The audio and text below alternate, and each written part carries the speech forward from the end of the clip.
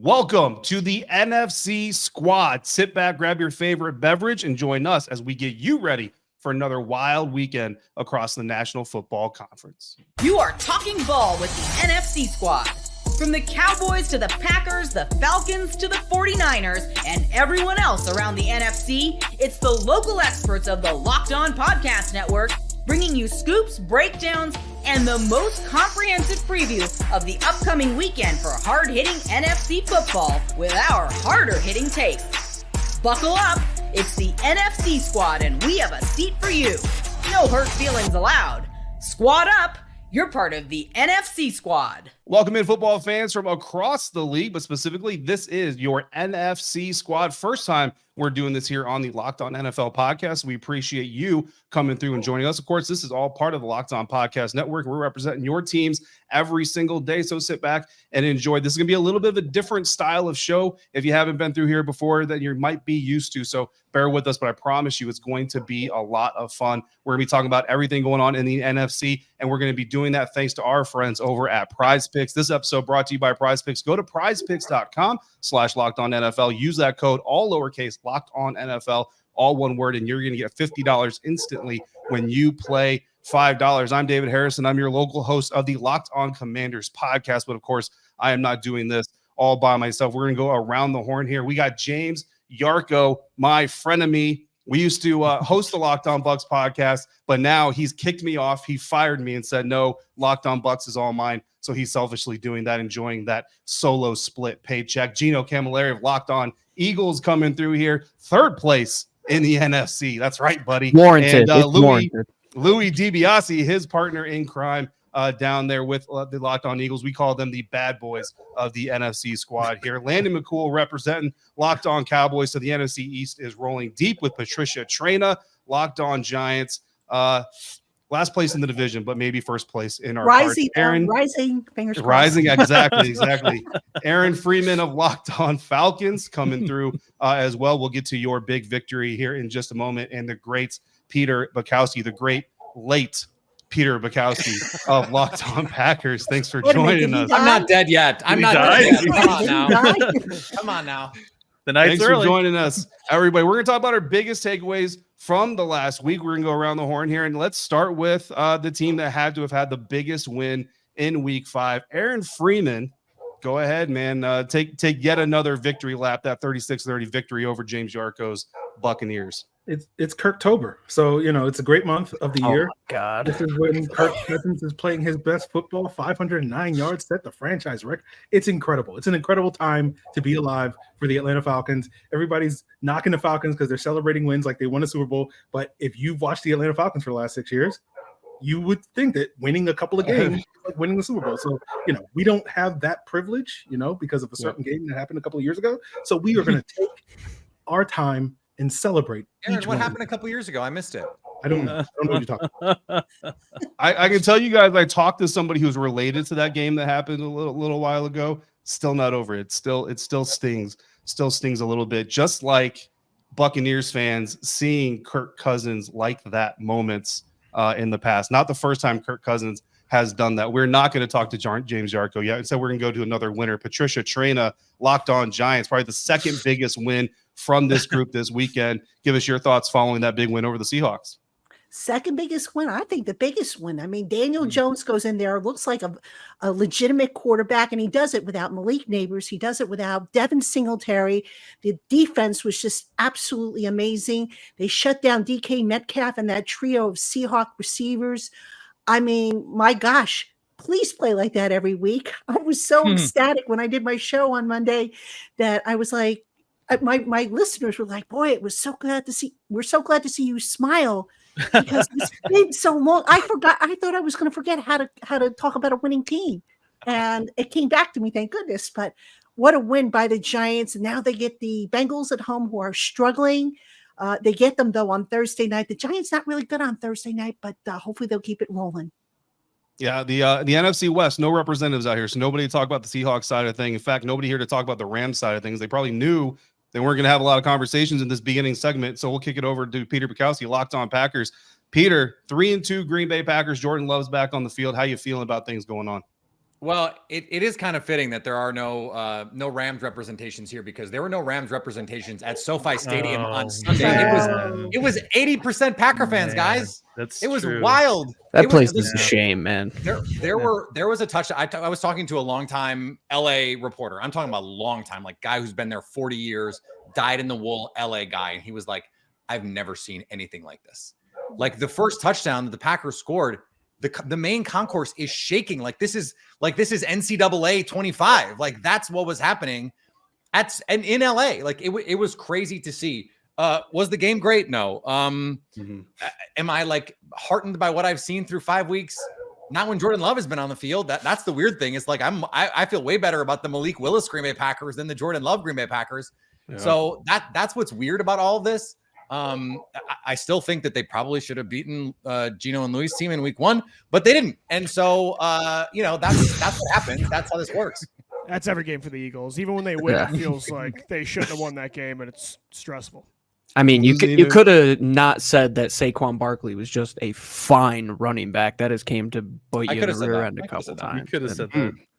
Patricia Tran might have some thoughts on that as well. By the way, Gino, Louis, I got to ask you, if you had put money down on this, and I know you didn't, are you surprised that Saquon Barkley hasn't gotten injured yet and that the Giants have running back Devin Singletary has?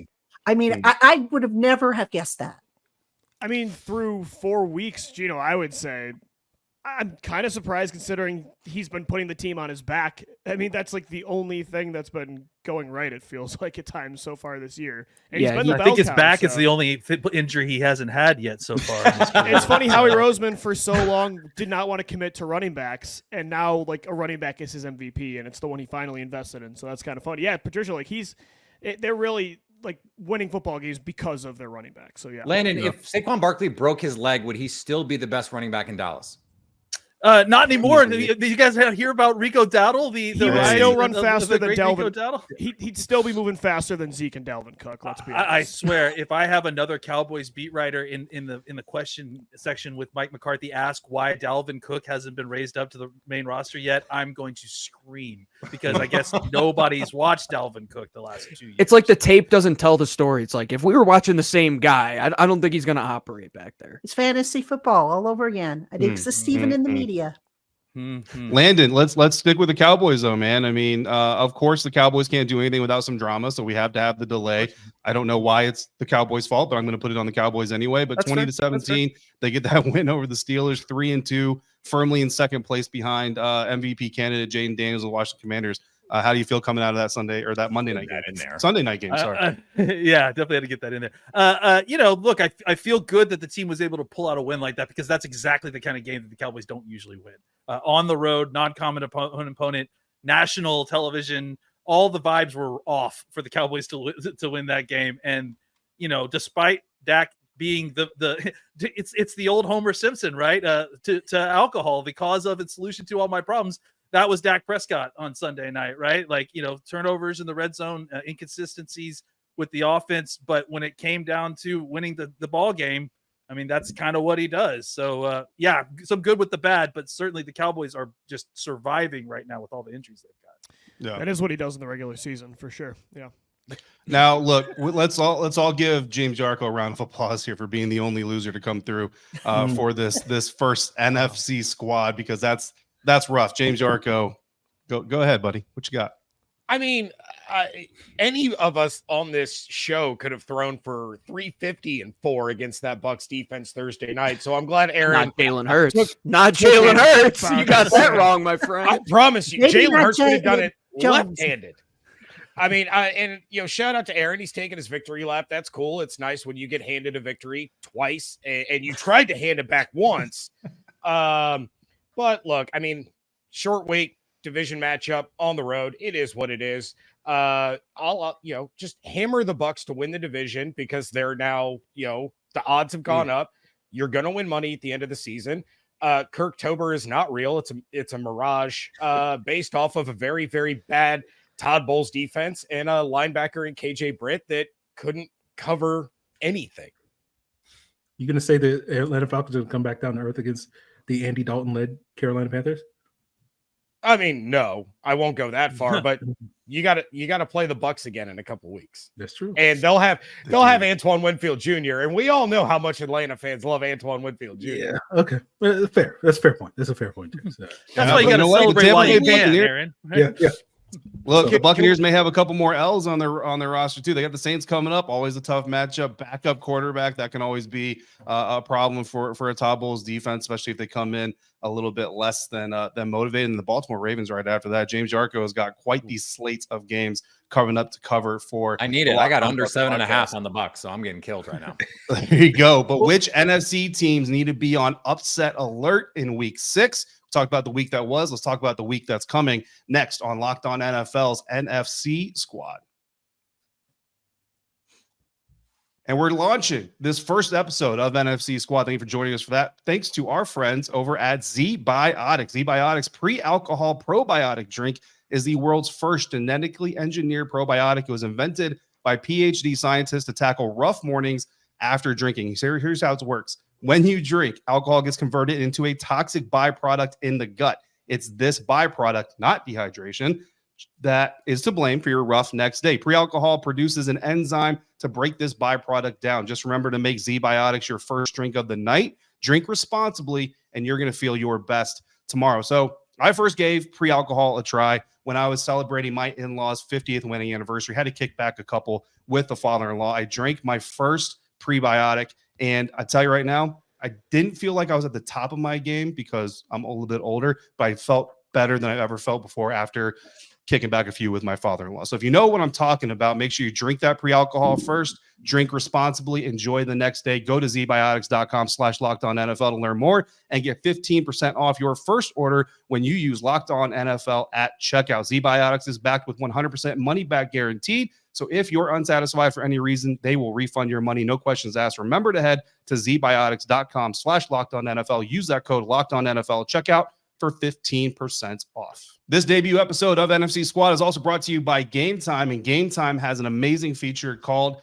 Game Time Picks, and it makes getting your tickets for your concerts, your games, any live event that you want to in your area even easier than it's ever been before. Game Time Picks filters out the fluff to show you only incredible deals on great seats, so you don't have to waste your time searching through thousands of ticket options.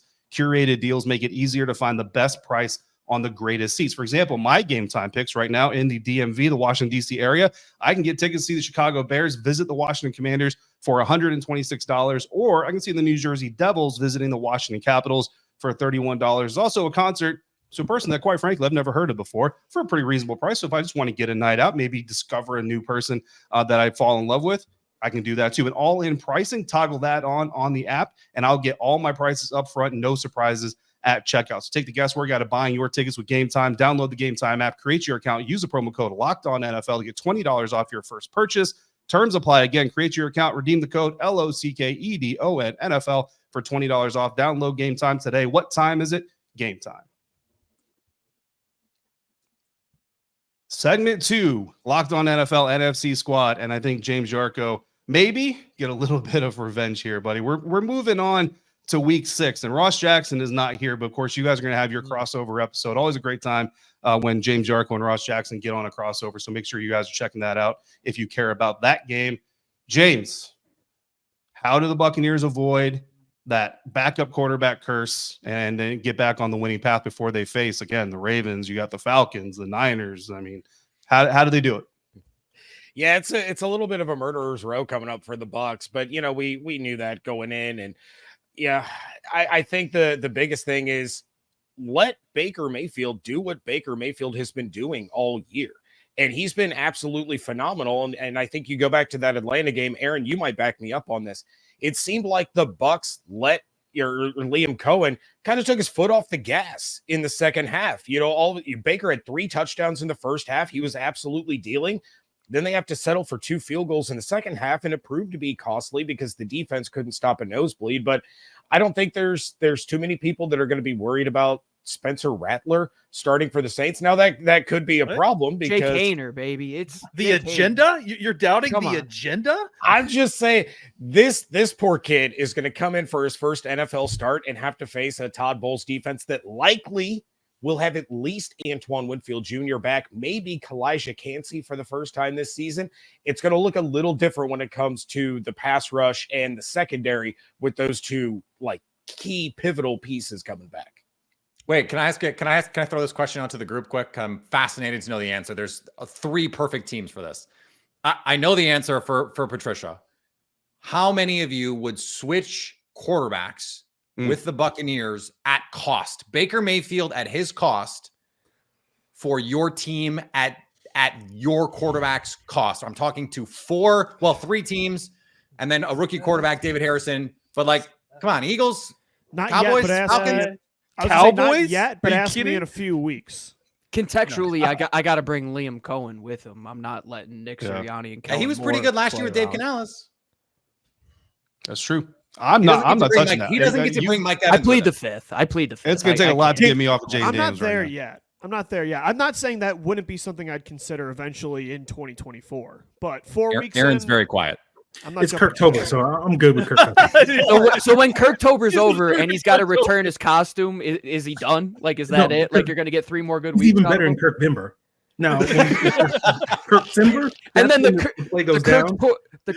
How do we even put this? Like, the Kia to remember Kirk sales Simber, event, but when things get Kirktober. bad. So I'll make the switch in Kirk Simber, but Kirktober. Yeah, but Kirk's cool now. I don't know. This might be different. Atlanta Kirk is different. He's cool. No.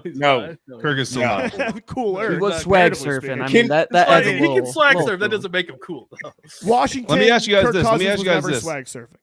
Let me ask you guys this. Outside of Aaron Freeman, who actually believes Kirk Cousins has ever stepped foot in a Waffle House? Truthfully. Oh, there's no chance. By out No of like, shot. just sheer He's will, from up or like north. somebody No. forcing him in there. Yeah.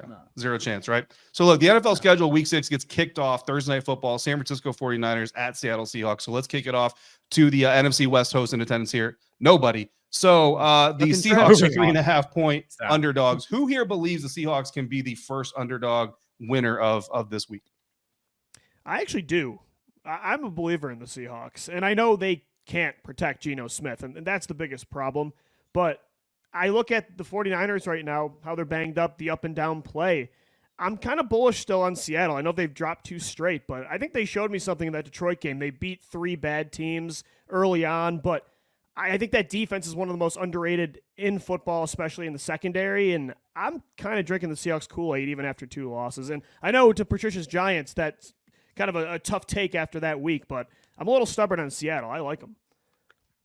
Yeah, You know, I'll tell you, I'm not going to lie. I thought maybe coming into that game against the Giants, maybe Seattle might be looking past the Giants because, Thursday Night Football, big division matchup for Seattle.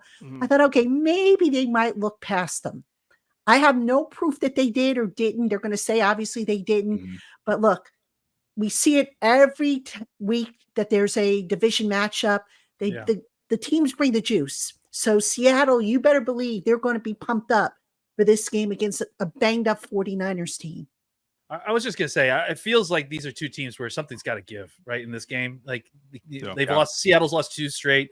The 49ers are just kind of in a state where they're just not playing at a level that they're used to. And obviously, some of it's injury related, some of it's execution stuff. It just feels like these are 2 kind of desperate teams that are in division rivals. I think it's going to be a really good game no matter what for 2 teams that really feel like they need a win right now. Are we forgetting too that the only team that made the 49ers offense look silly is the guy who's coaching the Seattle Seahawks right now? Like, I understand the personnel is different. Like, Roquan Smith is not walking through that door, all that stuff. But like, Mike McDonald is the guy that had Brock Purdy in absolute ruins in that game. And also, I guess it's a thing that I have to say now. Also, Sam Darnold, after Brock Purdy got pulled, Sam Darnold didn't look very good either. So league MVP Sam Darnold, is that who you're talking about? I feel like it has to be said. And this Geno Smith offense, like, they can, how many points or yards do they have on the Lions? Like 1 million. They can move the ball. This 49ers defense a little more vulnerable than I think any of us thought they would be coming into the year. So this is one of those where I'm just like, I just get to enjoy it. Like, let's just pop the popcorn and go have fun. Yeah. But it would definitely be fun, extra fun, I think, for most of the people in this chat that the 49ers lost. That's for sure. I think very it'll finally good show point. some, like, Peter separation Bukowski in comes the through NFC. late, but he brings the heat when he arrives. Aaron Freeman, I want to ask you this question. So, who needs to be on upset alert here out of the NFC? Chicago Bears are favored on FanDuel. All these odds are FanDuel, by the way. Chicago Bears favored by 1.5 to beat the Jacksonville Jaguars. The Tampa Bay Buccaneers favored by 3.5 against the New Orleans Saints. Eagles 8.5 points against the Cleveland Browns. Let's see here. Packers 5.5 over the Cardinals, and the Falcons 6.5 over the Carolina Panthers. You're not going to pick them. The Lions 3-point favorites over the Dallas Cowboys. Who of that list should be on upset alert this weekend? Well, I kind of want to say the Packers just to see what Peter's reaction is going to be to that, but like I don't really believe that. I don't know. The Bears, I guess. I don't know. Yeah. Like all those teams, all those favorites feel like they should roll this week, So the Bears it's probably of those favorites are probably the most inconsistent team. They looked good against Carolina last week, but I guess we'll find out this week if every team looks good against the Carolina Panthers, but we'll see. You forgot the Giants. Can I give you an upset alert here? Okay. And So actually, Patricia, so that's actually where we're going next. So teams who are underdogs this weekend: New York Giants 3.5 points, the Carolina Panthers 6.5 points. So we'll throw the Washington Commanders in there because they can't get all love, right? 6.5 point underdogs to the Baltimore Ravens. Pat, those three games specifically, who's more likely to come up with an upset win this weekend? Well, I mean, I'd have to go with Washington. I mean, Washington's just been playing lights out. Let's give credit where it's due. Jaden Daniels, boy, I tell you, every time I see him in a game, I sit there and I think what might have been if the Giants had been able to move up. But I mentioned the Giants before. A couple little nuggets for you that I uncovered as I was doing my research, and I've already done my crossover show with Jake and James. Joe Burrow has never beaten an NFC East team in his career. And the New York Giants are undefeated against the Cincinnati Bengals at home. Whoa. Okay, so they are undefeated. Now, the bad news for the Giants on Sunday Night Football, they're 23-33-1. They don't have the best record, but there's a little intrigue there, especially coming off that big win against Seattle. And it's going to be interesting to see what the locker room is going to be like, what the mood's going to be like. I imagine they're going to be sky high, but hopefully not too high because you don't want to be looking past anybody. And, especially with, a supposed cakewalk, I think, they've got the Eagles next and then they've got the Panthers. So, you don't want to be looking past and saying, okay, we got to get the Eagles and we got to get them because it's division. The Eagles as an 8.5 point favorite with the Giants next week against arguably the worst quarterback in the sport right now. You talk about a disaster scenario for our podcast come Monday. If the Eagles lose that game, you're not going to want to miss. I'll be tuning in. Must see TV. The Schadenfreude will be excellent. Yeah. You mentioned the Bengals crossover. David, James Rapine went in on your boy. He's not that good. Jaden Daniels, not that good. Oh man, that's not what he said. That's not exactly what he said, but definitely look. To be fair, even Dan Quinn after that Bengals Commanders game admitted like even he didn't see everything that has happened coming. So that's certainly I think fair in the early going part of the season. I don't think Kevin Ostreicher of Locked On Ravens is going to be as bullish when we do our crossover this week. But look, for the record, Sunday Night Football, there was an attempt to flex Ravens and Commanders to Sunday Night Football. CBS said, we don't get a lot of good games over here. We're keeping that one. Thanks. And they had that right. So I expect Cowboys and Commanders Landon to be flexed later on this season. We'll see if that comes through. But what else we've got to wait to see is which of these last place teams are going to actually make the playoffs and which of these first, I just imitated more there. And which of these first place teams could be fool's gold? We'll do that next on this episode of Locked On NFL's NFC Squad, part of the Locked On Podcast Network, your team every day. And we're doing that thanks to our friends over at FanDuel. NFL fans, you can get started this season with a big return from FanDuel, America's #1 sportsbook, because since it's America's #1 sportsbook, you can find literally everything that you need there. So you're watching a football game. Maybe it's the Washington Commanders facing the Baltimore Ravens this weekend. Maybe one team is down 10 points, middle of the third quarter, and you're looking at the game plan and you're saying, you know what? I think that this guy is going to get this team on track. They're going to come back. They're going to win this game. You go to FanDuel, you can find your latest stats, your live stats. You can view the play-by-plays, so much more. And then if you want to make a wager on that in-game bet, you can do it right in the same place. You find all that information, America's #1 sportsbook, FanDuel. And when you're doing that for the first time, You bet $5, you can get started with $200 in bonus bets, guaranteed. No matter what happens, if you're right, if you're wrong, you get that $200 in bonus bets to continue testing your NFL chops. Right now, the Washington Commanders are 6.5-point underdogs against the Baltimore Ravens. The over-under on that game is 52.5 points total. I'm taking the over on the points, and I am actually taking the Washington Commanders with the 6.5 points. I don't know if I'm going to take the money line to beat the Ravens flat out, but I do think it's going to be a very competitive game. So if you want to take my advice, go for it. Make your first $5 bet. You get $200 in bonus bets guaranteed. Take full advantage of that latest opportunity by going to FanDuel.com and download America's #1 sportsbook. Wrapping up, very fun first episode here, Locked On NFL NFC Squad. I appreciate the NFC East coming through, the NFC North, the NFC South, and that's it. So appreciate all of you guys for coming through here and representing. Maybe in the future we'll hear from some other people when there's some more winning going on. Speaking of lack of winning, let's start there, actually. Los Angeles Rams 1-4 in their division. New York Giants 2-3 in their division. NFC North, the Green Bay Packers 3-2. I mean, look, it's last place, but I mean, it's 3-2 last place, right? Carolina Panthers and the great Dave Canales 1-4. Let's start with Peter Bukowski, man. The winning record yet in the last place. Which team here? And I'm going to take the Packers off the board because that's just cheating. Which other team? Giants, Rams, Panthers. Which one would you, if you have to place your bonus bets on one of those teams to make the playoffs still, which one are you putting your money on? I mean, look, I think if we're zooming out the entire NFL, the Cincinnati Bengals are the team that I would be looking at 1-4 that I'm going, hey, this team can still do something here. Not the question, Peter. Not the question. Peter. Is this election season? Is this election season? I see circumlocution happening right here. That's a damning non-answer. Is what that is. Let's take the I'll Packers remember out. that, Peter. For whatever reason, the Packers, I don't know why they're listed on ESPN as in third place. I think they are actually because of tiebreakers in third. So I'm going to cheat again and say the Chicago Bears. This guy. What a spin. This guy. He shows up late. He shows up late and this. Look, these other teams stink. What am I supposed to say? Like, I can Daniel Jones. No, thank you. No way. The Panthers may never win again. And the Rams, like, their season was on Sunday. Like, the Packers had an opportunity to let the Rams save their season, and they said no.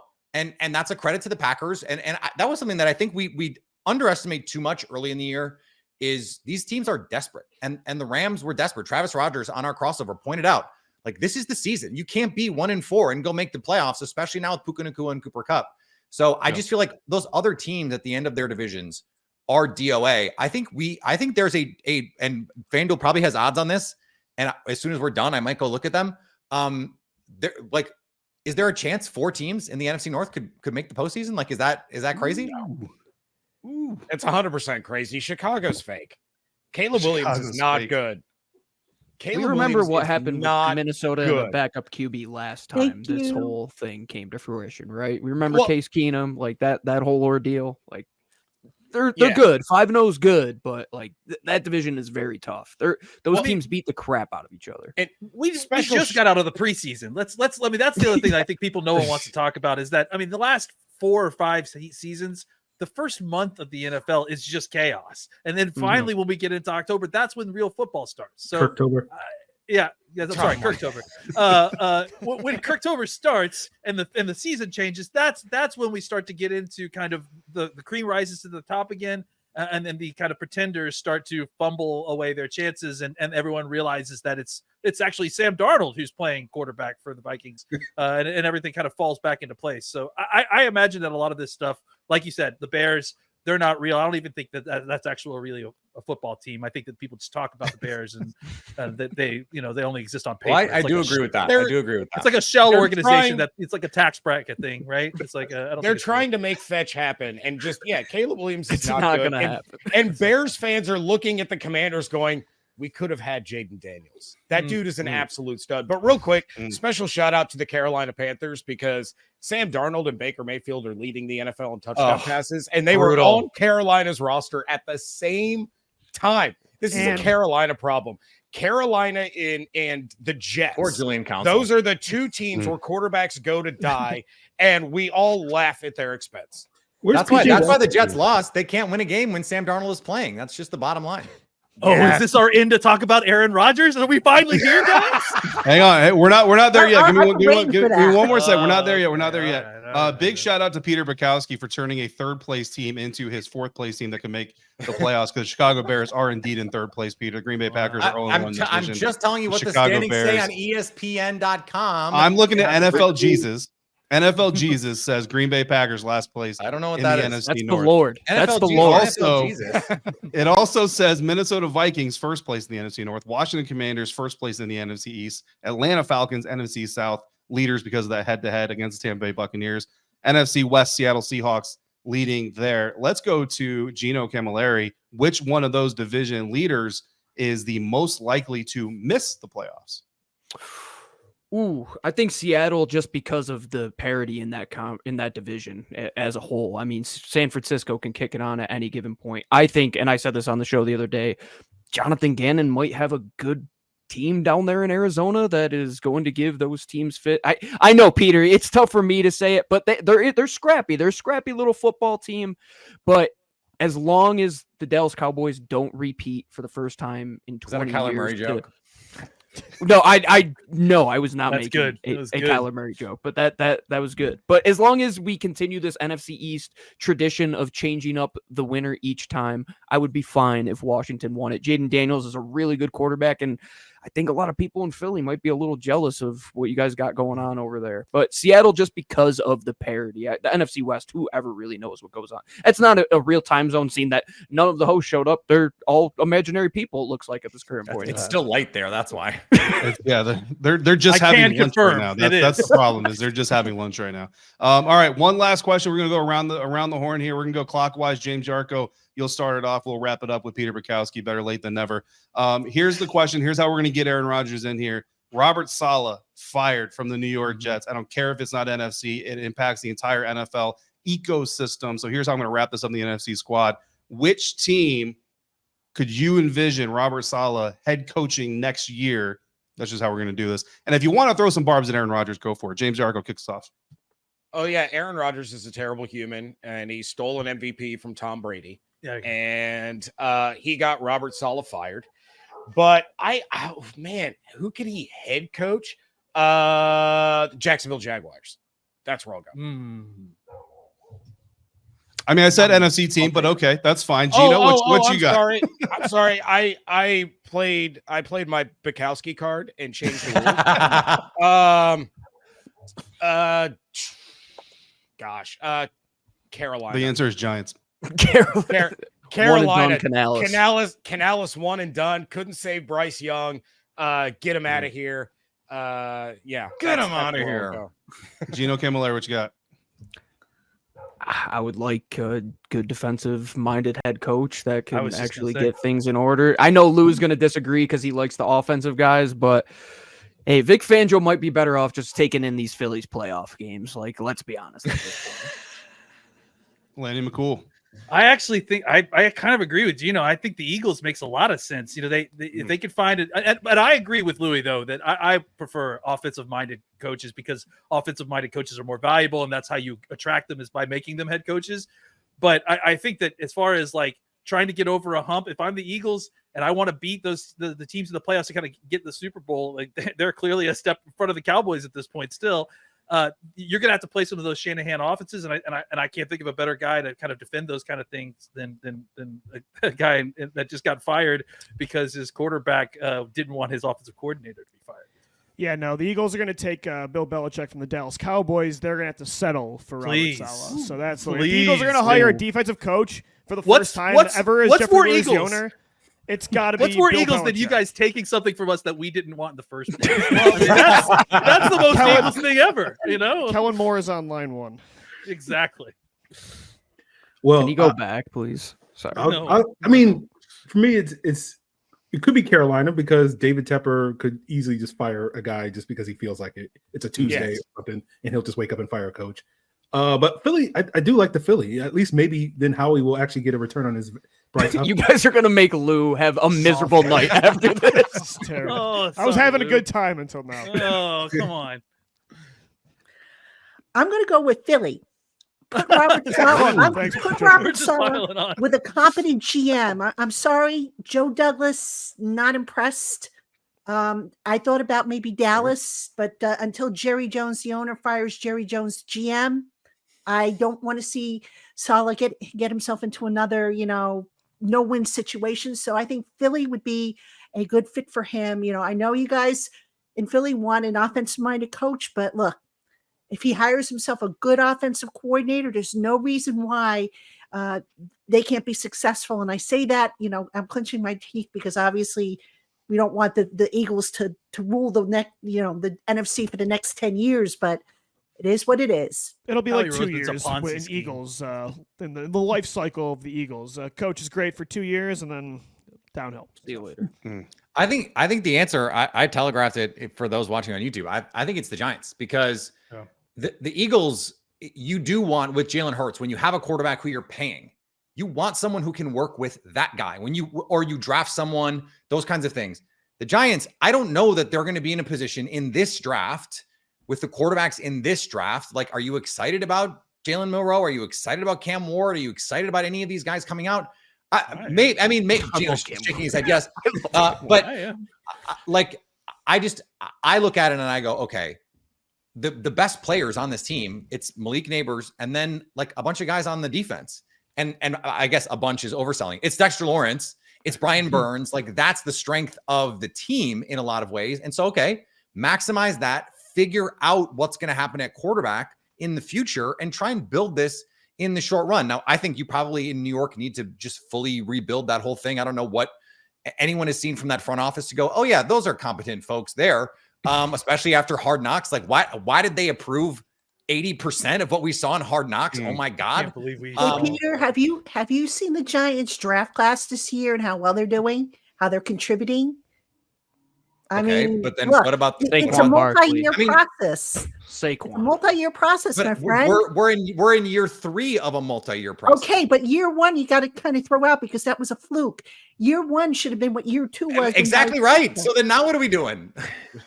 Look, it takes Is Daniel time. Jones being It held takes back time. a Look, year? Is that the what we're Giants talking didn't deteriorate overnight. It took them over 10 years to deteriorate. It's not going to take them. Hopefully, it won't take them 10 years to rebuild here. But you got to give them time. I mean, gosh, even Dave Gettleman got 4 years to try and fix the team. Joe Sheen's got to get at least another year, I would think.